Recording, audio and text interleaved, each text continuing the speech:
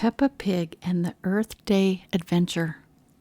It's Earth Day, and Peppa Pig and her family are ready to celebrate with a visit to the botanical gardens. Before they go, Peppa and George sort the recycling. Newspapers go in the red bin, cans go in the blue bin, and bottles go in the green bin. Vegetable scraps and eggshells go in the compost bin, says Peppa. Grandpa Pig will use the compost in his garden. Ew, says George. It's time to go, and Daddy Pig has a surprise, an electric car. The car runs on batteries instead of gas. That helps the air stay clean. The car even has a name. It is called Roger. This car can drive itself, says Daddy Pig. Peppa and George look out the window on the way to the botanical gardens. Look, says Peppa, a windmill. Ooh, says George. Mr. Bull built a windmill near my school, says Peppa. The wind turns the blades and they make electricity. Whoosh, says George. At the botanical gardens, Peppa and her family meet Mrs. Rabbit. Welcome, she says. Would you like to see the wildflower garden? Yes, please, says Peppa.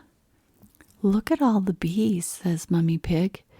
The bees and flowers help each other, Miss Rabbit tells them. The bees take pollen from one flower and move it to another one. That helps the flower make seeds, which grow into new flowers. The bees take some of the nectar back to the hive and use it to make honey, Miss Rabbit says. Peppa likes honey. George likes honey too. Peppa and her family visit the room with cacti and palm trees. Peppa sees a new plant. What is that? She asks. That's a Venus flytrap, Miss Rabbit says.